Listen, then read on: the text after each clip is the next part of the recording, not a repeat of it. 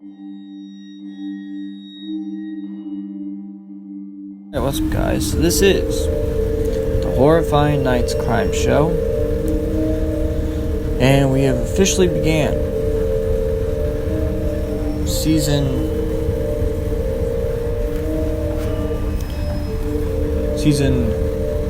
4 of the Horrifying Nights Crime Show. So the first 3 seasons, it was called the Uneasy Crimes. But it started to get super difficult to get the show monetized in the way that I want. And I just, for some reason, even with taking some tags out and stuff like that, I just couldn't for the life of me get it monetized. So I decided to change everything. And change it into something that can get monetized, and I just changed it to the title.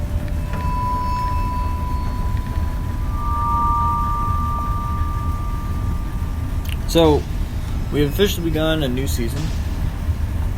So all my one recordings will come out in the late part of July, first part of August. But the next part, this part, I'm recording everything at the same time because I want to actually have 2 weeks off. So we are officially beginning with David Berkowitz, or commonly known as the Son of Sam, and the .44 caliber killer. He's the only killer that I know of that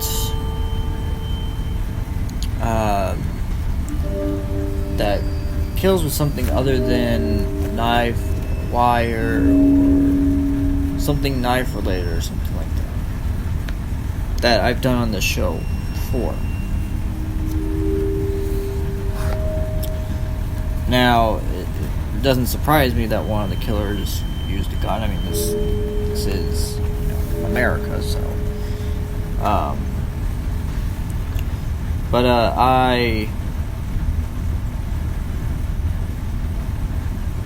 So, he was born June 1st. Oh, he's still alive. Oh, wow. I had no idea. I thought he died.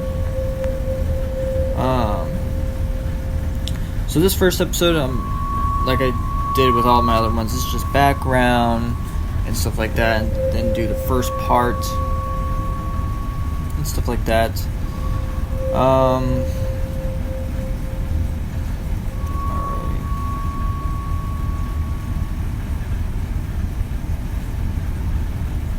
So, I think I'm going to do... So how's everybody? It's been a lot...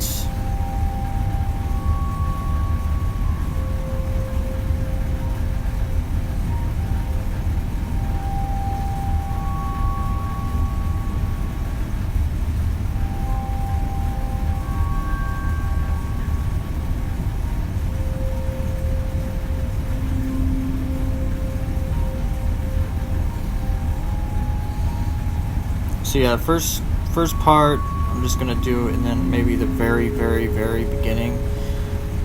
So his main crimes. So he was born on June 1st, 1953. So he's 66 years old now. The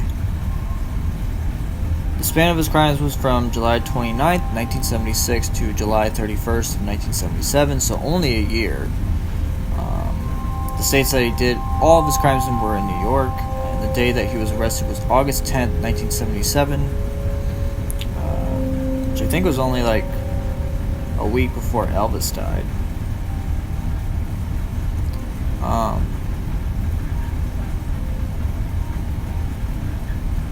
So there was actually a law created because of the Son of Sam killer. It's called the Son of Sam Laws. It's designed to keep criminals from profiting financially from the publicity created by their crimes. The statutes have remained law in New York in spite of various legal challenges, and similar laws have been enacted in several other states.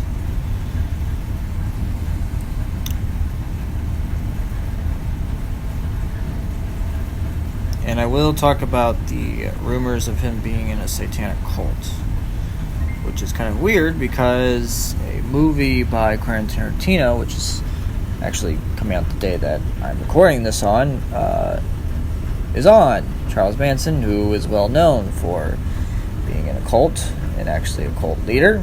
So, yeah. But let's begin. So, let's begin with Crimes Begin. All this information is from Wikipedia. I will put that in the description. So, Crimes Begin. During the mid-1970s, Berkowitz started to commit violent crimes. His first attempt at murder was using a knife, and switched to a handgun and began a lengthy crime spree throughout the New York boroughs of the Bronx, Queens, and Brooklyn, all subboroughs of New York State. He sought young female victims. He was reportedly most attracted to women with long, dark, wavy hair.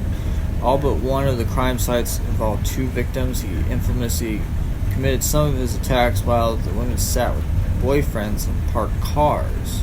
He exhibited enduring enjoyment of his activities, often returning to the scenes of his crimes. Michelle Foreman's stabbing. Berkowitz claimed that he committed his first attack on Christmas Eve, 1975, when he used a hunting knife to stab 2 women. One alleged victim, a hunting knife is the same that Ghostface used in Scream. So that kind of gives you a vision of what the type of knife that he used. One alleged victim was never identified by police, but the other was teenager Michelle Foreman, whose injuries were serious enough for her to be hospitalized. Berkowitz was not suspected of these crimes, and soon afterward he relocated to an apartment in Yonkers, New York, just north of the New York City border. His victim count was 6 killed and 7 wounded. And he got 6 life sentences, thank God.